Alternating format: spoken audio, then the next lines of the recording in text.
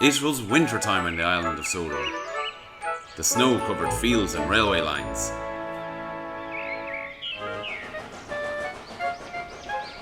Later, Thomas had to help clear snow by a tunnel, but it was too deep and he got stuck. Thomas was very cross. "Snow is nothing but trouble," he moaned. Rusty was close by. "Driver says this winter is as bad as the worst winter of all." "How worse?" asked Thomas. "I'll tell you," replied Rusty, and then the little engine did. Scarloey was working the line to the slate mine in the mountains. When the snow came, it was difficult to work. They used the snow as a double buffer zone to help stop cars skidding through the ravine. One day, Scarloey set off to the mine with some empty freight cars. Meanwhile, there was trouble at the mine. The winch that hauls the cars up and down wasn't working properly. Scarloey had reached the ravine. High above him were the mine yards. "That snow looks dangerous," said his driver. "The sound of your engine in the freight cars could cause an avalanche. I'll set off an emergency cap and see what happens." Scarloey watched as the driver prepared it.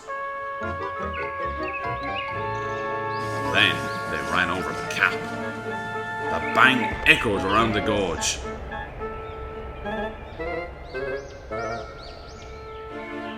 "Good," said his driver. "All's well.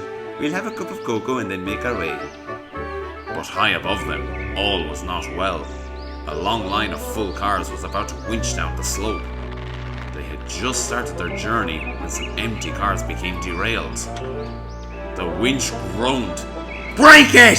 Snap it!" shouted the freight cars, and they did. On! Faster, faster!" they giggled. "The snowbank and buffers will stop them," said a workman. But he was wrong. The freight cars plunged into the ravine.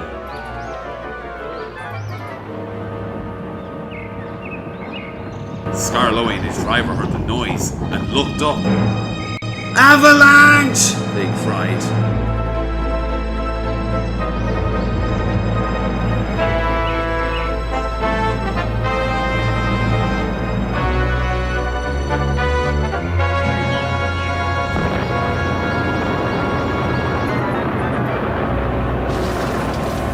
When the snow plume cleared, there was no sign of Scarloey. He was buried deep inside the high drifts blocking the ravine. And then came the funny part. "What's the funny part about an avalanche?" asked Thomas. "Well, no one knew that the heat in Scarloey's engine had helped to make an igloo. It's a snowball! It's a snow house! It's an engine!" They cleared away the ice, only to find Scarloey's driver and fireman drinking cocoa as if nothing had happened. "Lucky for him, but it just goes to show you can't trust freight cars," said Thomas. "Or snow," said Rusty. Thomas whistled cheerfully, but then... "Oh, bother!" moaned Thomas.